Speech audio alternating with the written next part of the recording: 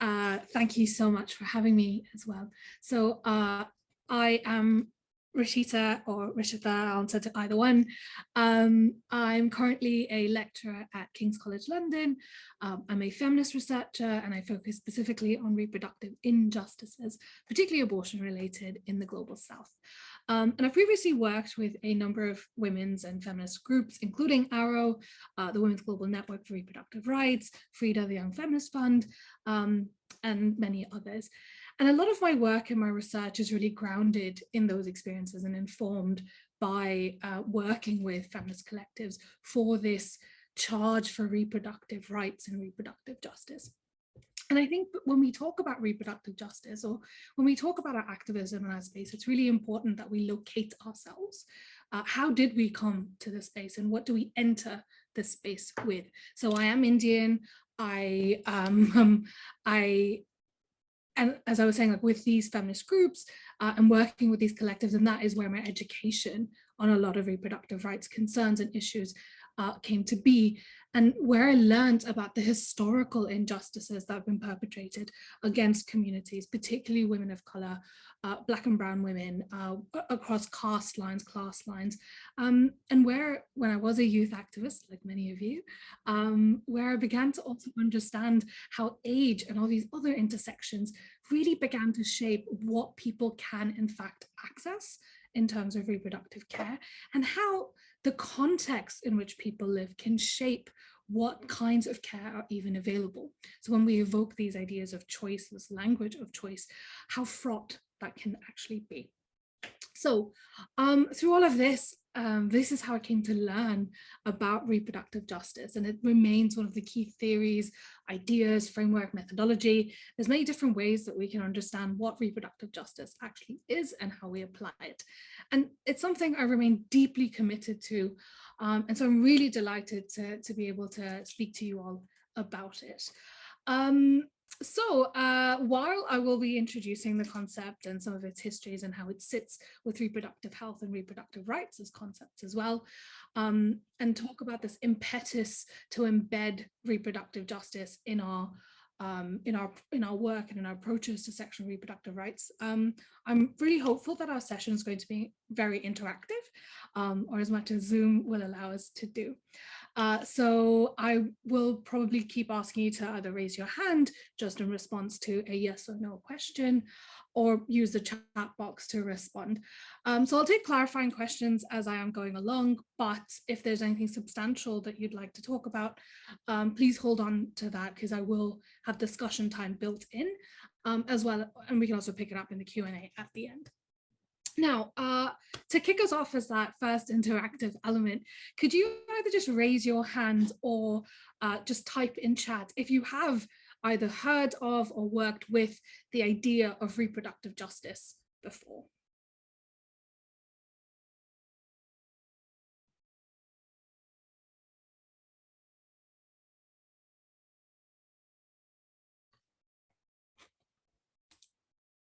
Yep, that's great. Thanks, Archana. I might ask you to help me out with a couple of things as we go along. Thanks, Josephine, Fernanda. Amazing, great. So some folks familiar, Christina, brilliant, and some not as familiar with it, and that's great. So we can help each other along as we discuss and grapple with this idea. Amazing. Right, so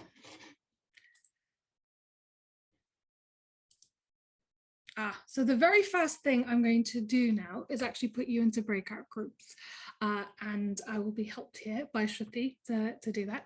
I'm going to kick us off with this discussion. So if you were to imagine a reproductive dystopia, a world where reproductive rights and access and people's reproductive lives are deeply affected in quite a negative way, what is this nightmare scenario that you can imagine?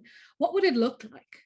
Try and describe what that is, what are its features, who holds the power, who's making the decisions, who doesn't have decision-making power, who is affected, and is it something that is the same for everybody, or is it different for different people? So across your age, gender, sexuality lines, your class, ethnicities, do different people experience these reproductive injustices differently? in this dystopia. And once you've had that discussion, you've talked about its features, please discuss, like flip that question around. What then do you imagine as a reproductive utopia? What does that actually look like? What is it that we need to achieve that vision? And how far away really are we from it?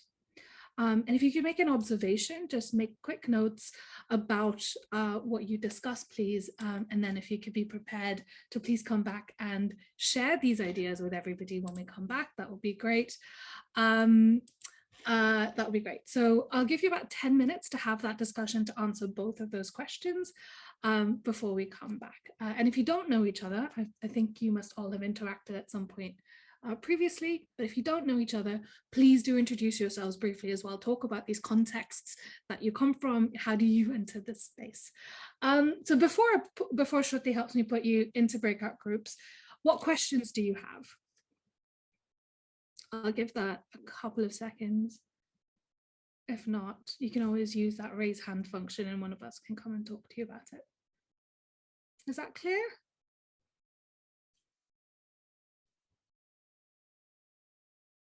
Okay, I'm going to imagine that it is clear. That will be my utopian notion. Shruti, if you wouldn't mind putting everybody into groups, please, and then we'll give everyone 10 minutes to have this discussion and then we'll come back. Yes, I'm creating 3 groups. So we have each group with 4 to 5 participants.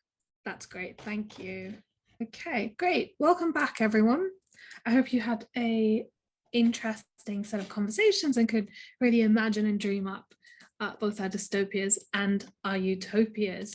So what are our imaginations of our reproductive dystopias and utopias? So first, let's discuss, what does your reproductive dystopia look like? Feel free to unmute or to type in chat. What did you discuss? Whoever wants to go first. I can share something that I just talked about. Yep, that'd be great. Thanks, Christina. So I'm from the US, and we all know that Roe v. Wade was just overturned. And now apps that track menstruation are like selling data and or like providing data to the government or like entities that want to use that personal health information as like evidence to prosecute people or something like that. So I found that very disturbing. So that would be part of a dystopia. Yeah, thanks. Like the surveillance of people's bodies and their lives, right? And that perhaps not everyone even knows that surveillance is occurring. And then you've got the commodification of that surveillance because somebody is making a profit by the sale of that data to the state. So it's making a profit out of your reproductive tracking, right? So you've got like a double layer of how we can see this is quite a dystopic space. Others?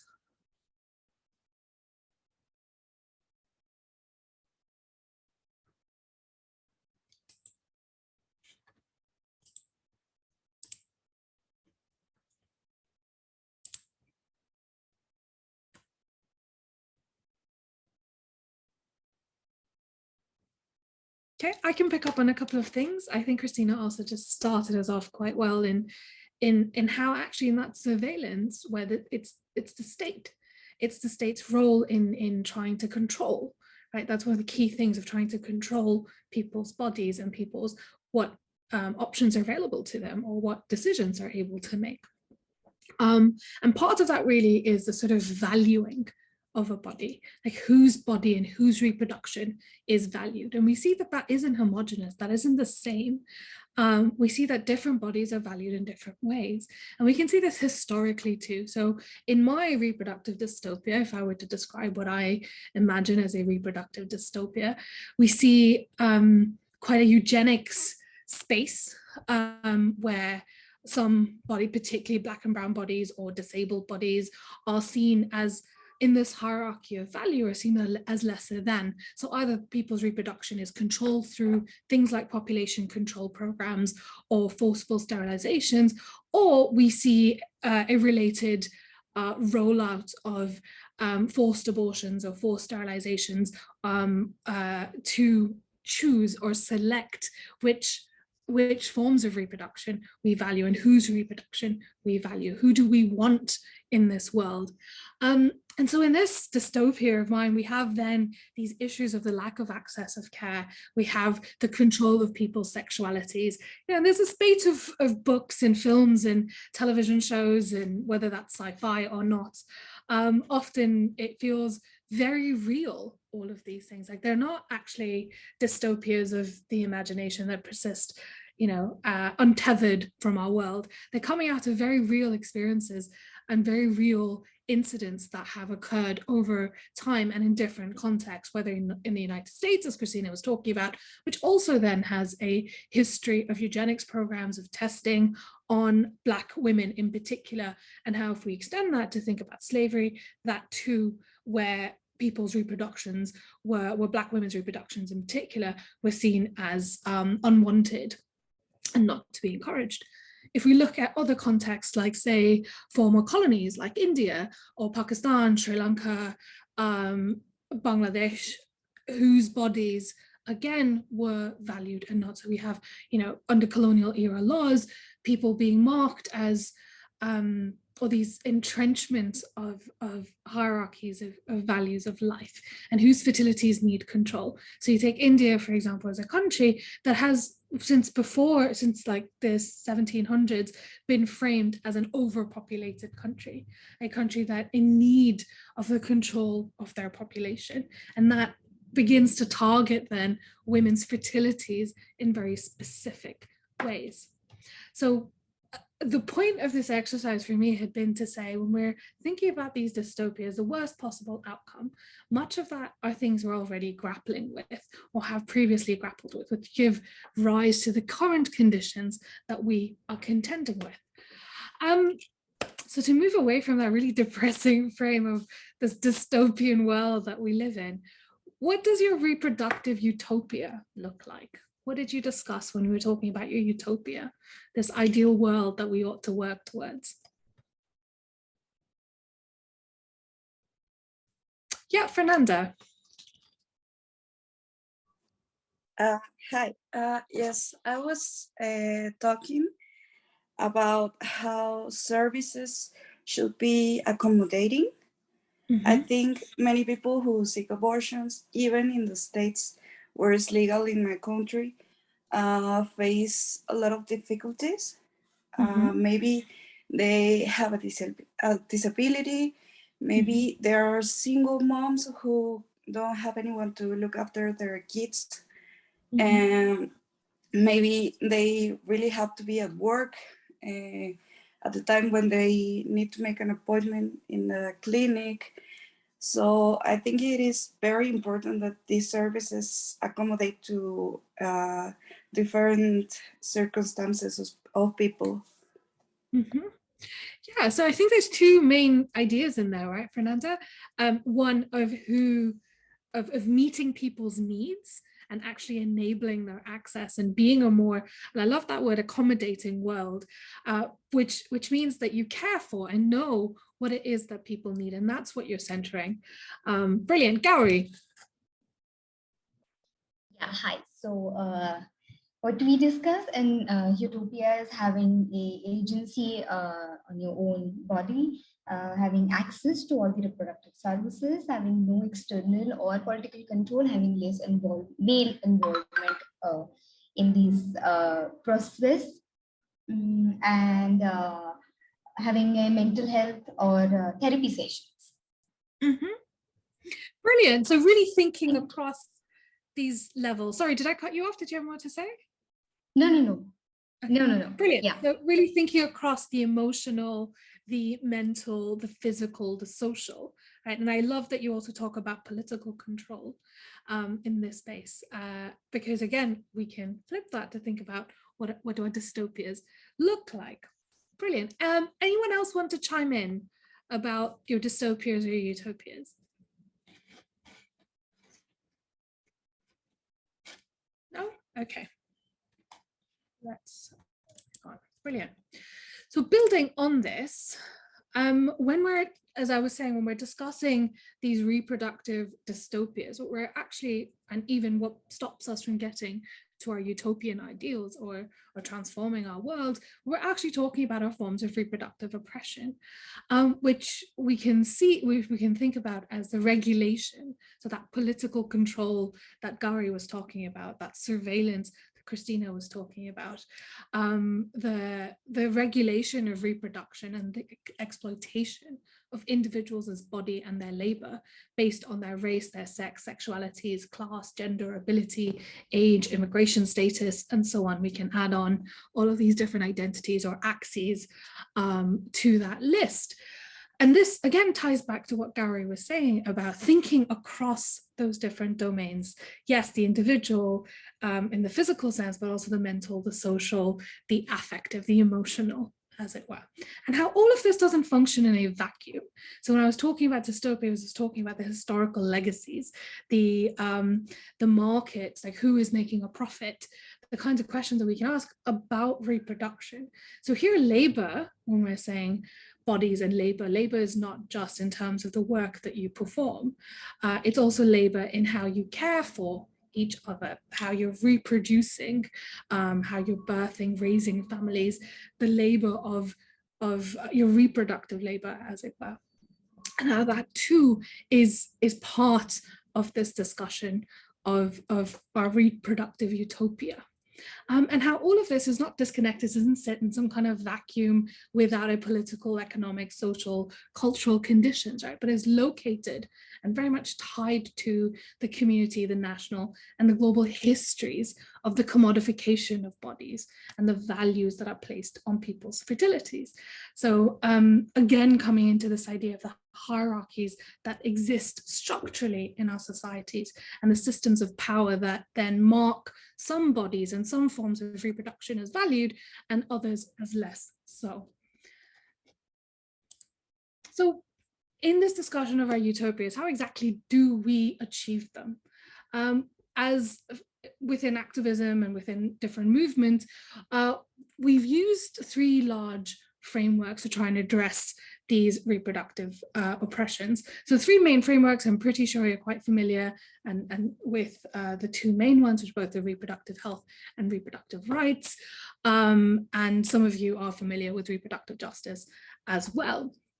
So although each of these frames actually have slightly different focuses, together they provide a really comprehensive approach to addressing these social, individual, structural, historical aspects of reproductive oppression. So we're going to briefly just touch on reproductive health and reproductive rights and discuss them from a reproductive justice perspective. Like, what are they lacking, or where do they pause or stop and don't go far enough that reproductive justice then wants to redress? So these are a couple of headlines from over the last couple of years. And it underscores really just how broad-ranging a lot of the reproductive health issues are, and how they intersect across these multiple domains. So whether we're talking contraception, we're talking birth experiences, menstrual health, abortion, and they all sit within these other issues that we're constantly talking about, right? Like climate emergency, poverty reduction, education, development as a concept in and of itself. And all of these are things that you really touched on in one way or another in your imaginations about what a reproductive dystopia or reproductive utopia actually would contain, or what we may have to contend with. And it also really shows us then that embeddedness of reproductive health, that it's embedded in those contexts that people live and work in. So how notions of stigma, reproductive stigma, abortion stigma, the stigma of premarital sexual activity, or young people's sexualities themselves, how all of these stigmas are linked to race, to power, to ethnicity, to age, and how all of these manifest and give rise to in the context that people live in. So for example, if we take the United States, where the maternal mortality rate is worse than it was 25 years ago. So Black women in particular are 3 to 4 times more likely to die from pregnancy-related causes as white women. We have things like the global gag rule, which I'm sure you're all quite familiar with, and how it flip-flops depending on who is in power in the United States, and how this then shapes access to reproductive health care globally. All underscoring then how the political policy level decisions actually tie to local and individual level issues, intersecting along the way with stigma and with shame. We can think about things like the supply chain disruptions that we experienced during COVID, which then meant that people did not have access to contraception that works for them, if they had access at all. And it disrupts then not just their individual reproductive well-being, but their relationships, adds on that affective, that emotional element, again, that mental health element that Gary was talking about. This added a lot of anxiety, a lot of pressure, a lot of negotiations in order to access what you needed.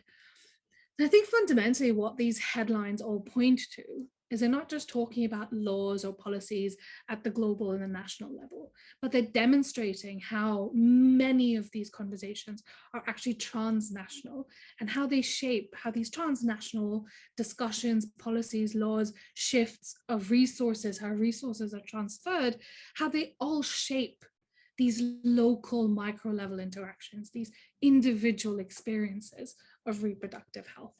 And as Fernanda was saying, that even with the existence of laws and policies of service agreements, these ideas of the access to quality and respectful care, the access to rights, to make decisions about one's own bodies, the ability to actually access resources, to actually access services, it still remains elusive. It still remains really difficult, either because of the practical considerations that haven't been accounted for, because of the accommodations, as Fernanda says, haven't been made, or because they remain so mired in shame, in stigma and discrimination, all of which are actually locally constructed and sit within these larger transnational and global conditions. So in describing this, what I really want you to take away from this is to not just think at the individual level, but locate the individual in their community relationships, in how that sits within the nation, and how that sits within the global. So how all of these things intersect to shape the conditions in which people live their reproductive lives. So, and I'm sure you're really familiar with this idea of reproductive health, but a quick reminder, I think, touches again on what Gary was saying about thinking about reproductive health in a holistic sense, right? So it's thinking about that physical, mental, social well-being. It's also framing it in a very positive way, that it's not merely the absence of disease or infirmity, right? That it is about that satisfying, safe sex life. It's about the capability to reproduce, to the freedom to decide. So it frames it in a very positive sense. Two things about this though. So one, it really locates still reproductive health within a public health framework and within a tackling of health concerns.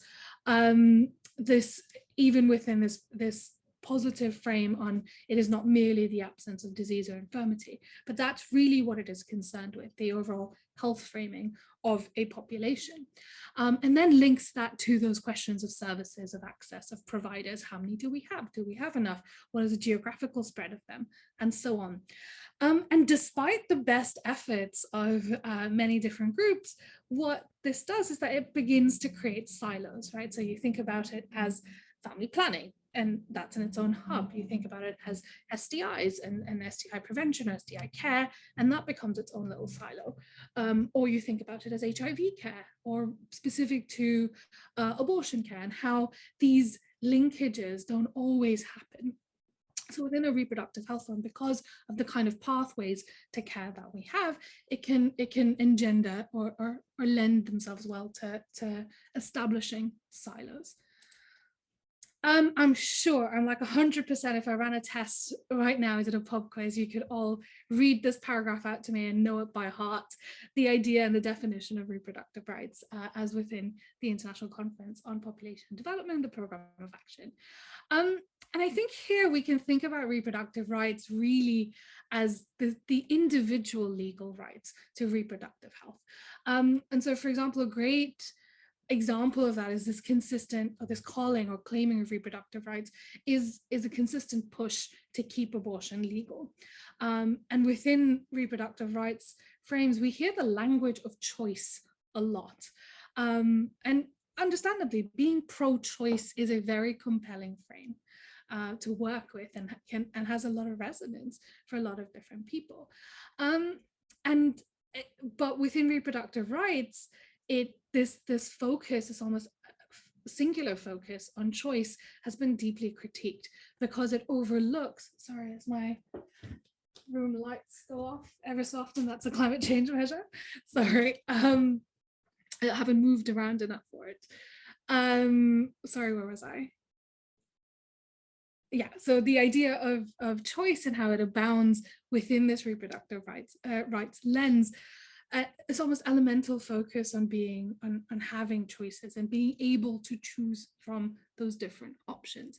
However, it has often been critiqued for overlooking that for many people, for poor women, for Black and brown women, for trans persons, for sex workers, they may not actually really be the possibility of a real choice about things like whether to get pregnant or not, or to have a child, because of how their bodies are treated or valued. So for example, if we take for a lot of people to transition when into their genders, it may require a sterilization clause. They may be required to be sterilized as part of their transition journey.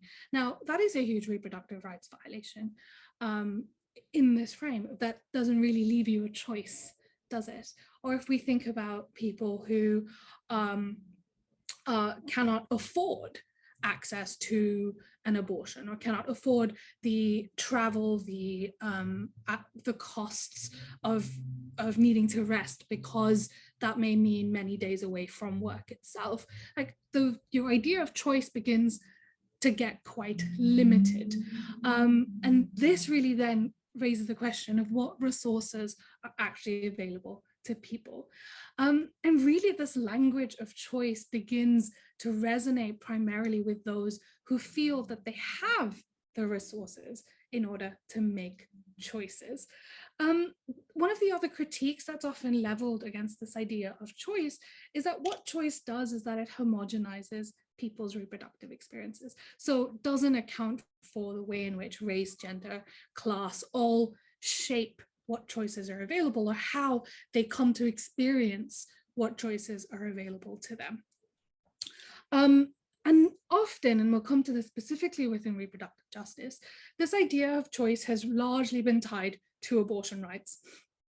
The choice not to reproduce. But for many, many people, the right to have children was often taken away from them, either because of things like sterilization campaigns, or because, so here in the UK, for example, at the moment, there is universal credit, which is a form of welfare that low-income families are able to access. Now, within universal credit, there's a 2-child cap. And during COVID, when a lot of families were pushed into accessing universal credit, it would then mean that they were forced, or their choice became to have an abortion, or to be able to afford to raise the 2 children that they had. Now, sure, that was a choice that you could make and that you could be confronted with, but really in a frame of justice, we think, well, that didn't account for all of the ways in which someone might want to really have a child. And how then does that tie in with someone's reproductive right to have children, to decide freely and responsibly the number, spacing, and timing of their children? One of the other critiques of choice is, and this ties to what Christina was saying around state surveillance, right? It's the commodification, that we function within a market, that you have a number of different choices that you might then be able to make, but that you're weighing up one against the other, and and for if you are so in context where abortion is illegal, for example, you're able, if you have the funds to pay for an abortion, you might then be able to access an abortion. So we start applying market logics to what should be essential, baseline, fundamental human rights, and we really shouldn't be doing that. And one of the main major critiques of this idea of choice is that it individualizes things. It's make it about a specific individual and their specific choices without accounting for the structural forces. So all that stuff I was saying earlier about the social, the structural elements that shape the conditions under which you have certain choices in the first place or not, and whether those decisions or those choices available to you are equally distributed or are non-coercive of those key ideas that we hold so important to our idea of reproductive rights. And so this is what reproductive justice does. It extends then this idea beyond health and rights and locates it within this historical, social, and the economic factors that contribute to that reproductive oppression, to the disempowerment of individuals for where they are not accommodated. And it gives a voice then by centering their needs. It gives voice to those people who've historically been made marginal, who've historically been pushed to the margins of our societies, who've also disproportionately been subject to reproductive coercion, discrimination, and reproductive oppression. And so the concept of reproductive justice was first coined in 1994 in the United States, right after the ICPD, where a group of African-American women like Loretta Ross, Toni Bond, and a number of key radical feminist activists had gone to the ICPD, and in discussion with other feminist groups and collectives from across the global South, began to see how reproductive coercion, reproductive oppression was located in this matrix of oppression, right? And these axes and these different intersecting, interlocking frames that give rise to conditions, these unjust, unequal conditions in which people live. And they saw this really as a response to the pro-choice framing, where a lot of that discussion had focused on abortion itself. And so Loretta Ross and Toni Bond then went on to form the organization Sister Song, the Sister Song Collective, who have largely been credited along with other groups such as Forward Together, the National Latina Institute for Reproductive Justice, and a number of different organizations in the United States from different communities who came up with this concept of reproductive justice. And so Sister Song explains reproductive justice as a positive approach that then links sexuality, health, and human rights to social justice movements by placing abortion and reproductive health issues in the larger context of the well-being and health of women, families, and communities, because reproductive justice seamlessly integrates those individual and group human rights, particularly important to marginalized communities. So the foundational principles of reproductive justice is the belief that every person has, 1, the right not to have a child, 2, the right to have a child, and 3, importantly, the right to parent children and raise families in safe and healthy environments. And again, you can see where that stress on raising your family, on actually raising the communities, comes from that historical, from the legacies of control of people's reproductive lives. As I was saying, how Black women had been sterilized in the United States. Loretta Ross often talks about her own sterilization experience at the age, I believe, when she was 19, in her early 20s, and the kinds of repression that people face based on their race, class, gender, sexualities, ethnicities, and so on. And one example we can see here very clearly is say population control programs in India and Peru and Mexico, and we think about who is it that is targeted. Who is it that is affected? In India, often it is Muslim and Dalit women whose fertilities are framed as problematic, as out of control, and therefore requiring control. In Mexico, we can see how, say, Oportunidades, the conditional cash transfer programs had been tied, for indigenous groups in particular, had in some ways been tied to sterilization programs. And so we can see that this isn't just a historical legacy, but still something that holds even today. And so with these three tenets, the one thing I would say, like the main takeaway is always to ask, what are the conditions in which people's choices appear or are given or are framed? What are the limitations placed upon them? And who has been given these options in the first place, and who has been denied them? Whose bodies have been valued and whose have not? Who has been invisibilized in this discourse? And reproductive justice really sits and really connects with this concept of intersectionality. Again, I'm sure you've come across this before or heard about it. Intersectionality, which was coined by Kimberly Crenshaw, and also builds on work by Patricia Hill Collins and others, Black radical thinkers, Black radical feminist thinkers specifically. What intersectionality does is that it describes the way in which systems, so we're talking here really about the structural, how systems of inequality that are based on gender, race, ethnicity, sexual orientation, your gender identity, your disability, class, and all these other forms of discrimination all intersect to create quite unique dynamics and effects that shape the conditions of your life. And what this does when we locate this with reproductive justice is that it challenges a single issue organizing. It recognizes that our reproductive lives, our reproductive decision-making is all really affected by a multiplicity of things.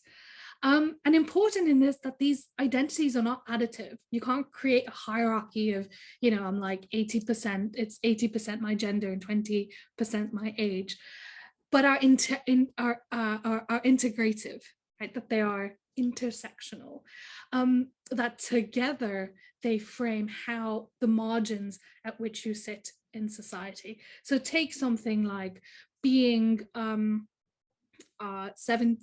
being a teenager and trying to access reproductive healthcare, or trying to access comprehensive sexuality education, how that differs along where you sit with class lines, geographically, the kind of access you have to the internet, and so on, how these can really mediate how you come to access information or have access to services and so on. Again, what Fernanda was saying around those accommodations that we can think about. Who is it centering in that space? And something that Audre Lorde, who was a poet and a radical Black lesbian organizer, if you haven't come across her work, again, I highly recommend it. And Audre Lorde states, and I quote here, "Among those of us who share the goals of liberation and a workable future for our children, there can be no hierarchies of oppression." So again, really thinking from this place of intersectionality and articulating that reproductive oppression is both a product and a tool of other forms of oppression, such as sexism, homophobia, transphobia, racism, classism, ableism, and so on. So in order for us to actually reach those reproductive utopias that we began with, and thinking about the well-being of women, of our families, of our communities, of children, we really have to collaborate and link with all the other social justice struggles that people experience in their lives in order to end injustice. So if we take a key issue that we're all grappling with at differing levels at the moment, say climate emergency. Now, climate emergency is a reproductive justice issue. It is not just for how someone experiences it at the individual level. So say living in 40-degree heat, or in how a community can then shape access to care, things like water, things like, are you able to walk to school? Are you able to access the healthcare that you need, or is really the road melting so you can't actually walk to your local healthcare center. But also thinking about this transnationally. So for example, where we see a huge call for the reduction of population, particularly in the global south, so very much targeting Asian and African countries whose populations have been marked as overpopulated, right? And that disproportionately then affects women who are already on the front lines of climate emergency, and disproportionately affected by lack of access to services, to reproductive healthcare as a whole. So, and while at the same time not really being responsible for climate emergency, right? So when we are thinking about reproductive justice, or we're calling for shifts to changes in our reproductive worlds, or trying to reimagine what that looks like, we think through this lens of justice and how it is linked to other key social injustices that we contend with every day, that then people's reproductive lives and their lives in general are not separate from those transnational, from those national, and from those community frames that shape the conditions in which they live and in which they thrive. So I'm going to take another really quick group work session. Sorry, actually, Shruti, do we have time for that? Yeah, sure, we can do that. I'll just do a quick 10-minute one, and then we can come back and discuss, and then I'll wrap up. Brilliant. So we'll do another quick one. If you can discuss in groups how you think, either in your experience or how you've conceptualized intersectionality as shifting or shaping people's reproductive experiences, and then try and identify the conditions that might give rise to some of the reproductive injustices that you confront or contend with in your work. And again, make a note of those observations, and we'll come back and discuss this. Is that okay? We'll do like another 10 minutes of that. The breakout rooms I went into all seemed like you're having some very interesting conversations. So I'd like to open that up and see who'd like to share. Like, what did you discuss when you were talking about intersectionality and reproductive injustices? How did you see that manifest?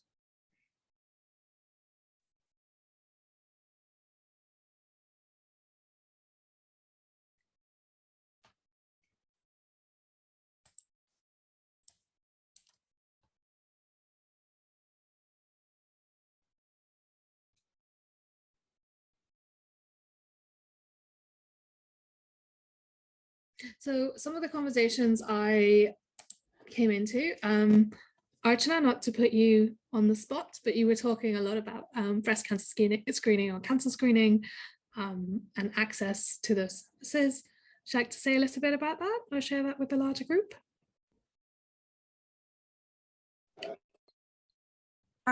Thank you. So,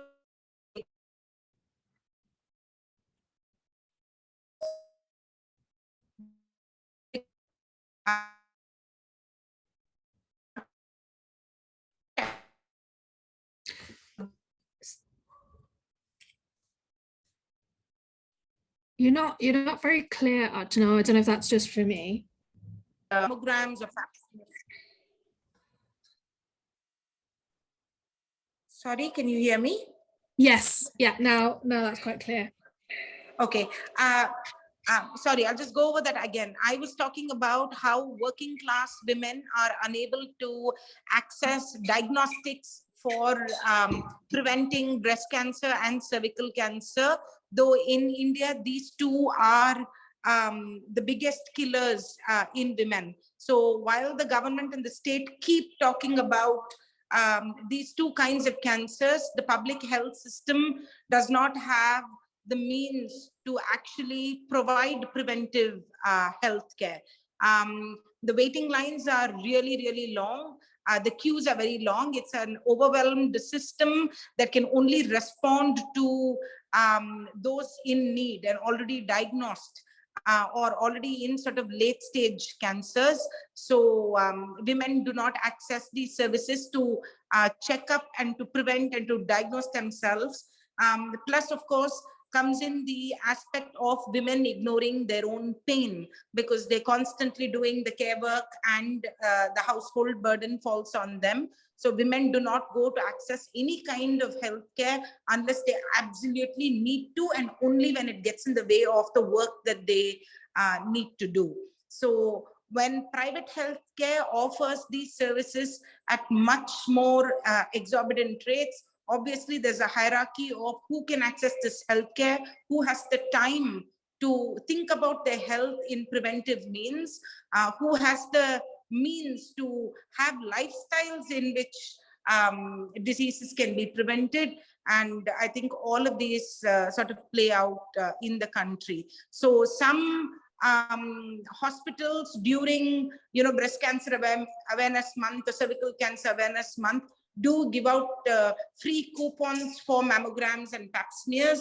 But again, these are not adequate for the number of people that we need to be servicing. Brilliant. Thank you, Archana. So you've really touched on how we have both at the individual level, say, people's intersectional identities, right? So if you are poor, if you live geographically in a space without access to, quite far away from a healthcare system, how old you are, whether like family history of breast cancer or cervical cancer or cancers in general, and how that then you locate that within the space of how the public-private function, who has access, how that is tied to things like reproductive labor, the expectation within our spaces to continue to care whilst not always prioritizing yourself, and how that is gendered in many ways. Brilliant. Others want to chime in on something you discussed perhaps? Or do you see something different in your contexts? Fernanda, please. We had a very interesting discussion about disability and how it goes both ways. We talked about forced sterilizations of people with disabilities and lack of access to abortion care. I think people with disabilities struggle to gain visibility in the reproductive justice issues, and it's very important to think about this when discussing this subject. Yes, absolutely. And I think you can also see how a lot of disabled groups and communities have also challenged how a lot of reproductive rights groups have been, as you say, silent or have made invisible disabled people, especially when disability is something that at some point in our lives, whether those are reproductive lives or our sexual lives, people are going to at some point contend with differing forms of infirmity or impairments over their lifetime, right? So that silence is actually a huge thing we have to contend with.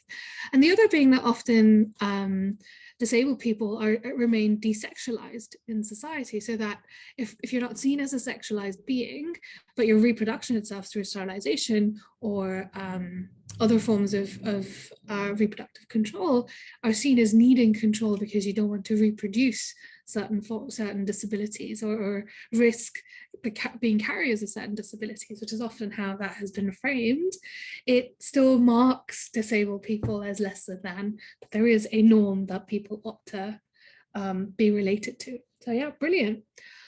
Anyone else want to share? I'm aware we're coming close to time before I wrap up. I feel like there was a question in one of the groups that I was in as I was trying to leave frantically. Would you like to ask that question, or do you want to save that for the Q&A?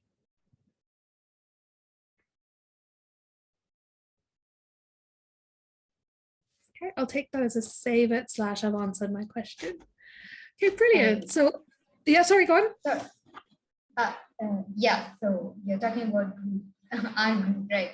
So me and Nicole was discussing, and I was not very familiar with the concept of intersectionality. So she explained, but then we both couldn't exactly understand the question. that what exactly mean by intersectionality shift in reproductive health. So we were just discussing or about to ask you in that, but then we decided that, okay, when we go back to meditation with other people's answers, we'll get the idea, or we'll search online for that. Brilliant. No, that's a great question, actually. So why put intersectionality and reproductive injustices together? Well, one, because that notion of deferring axes of so age and gender, or race and class and gender, and how they all intersect, and how individuals are grappling with that. So racism, sexism, homophobia, classism, these are structures, right? They're structural, they're baked into our legislation, they're baked into our societies, and those shape how people are experiencing or are accessing services or are accessing opportunities, the kinds of discrimination that they face. So when we understand that people have intersectional experiences, then we're actually pointing to the structures that are shaping things like access or things like choice. Does that clarify? So yeah, as a clear example, I think disability is a great example there. If you are a young disabled woman, what are the structures that you are contending with? You're contending with sexism, you're contending with a sense of how young people are treated or framed as quite innocent, as not really knowing what they're doing, or wild, depending on how you are racialized, and how you're then contending with a framework of ableism. And all of that then shapes the conditions in which you are making or can make reproductive decisions. That's really why we think when we're talking about reproductive rights, or we talk about reproductive injustices, we try and understand, like, what are the intersectional frames that we bring with us. Brilliant. thank you. To end, I think what I was trying to do today is to show that reproductive justice is not a substitute. It's not merely a substitute for let's just replace pro-choice language, or let's just, instead of saying reproductive rights, we should say reproductive justice, or instead of human rights, we should talk about justice. Because the difference between all of this, and they're all constituent parts of what give rise to reproductive justice, of what we can draw on in this vision to transform our societies. And so really reproductive justice is what I started with today. Imagine that utopia.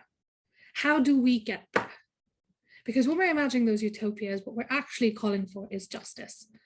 So it's this care with which we attend to differences that are then mediated through structure in our society, that are baked into those laws, into those policies, into what we value, the kinds of assumptions that we hold, the stigmas, the shame that persists. And what reproductive justice charges us to do is to reimagine, is to ask us, what is it that we are imagining? What is it that we are dreaming of when we are calling for a different world? And to do that by locating and understanding injustice as not just individual, but something that is structural.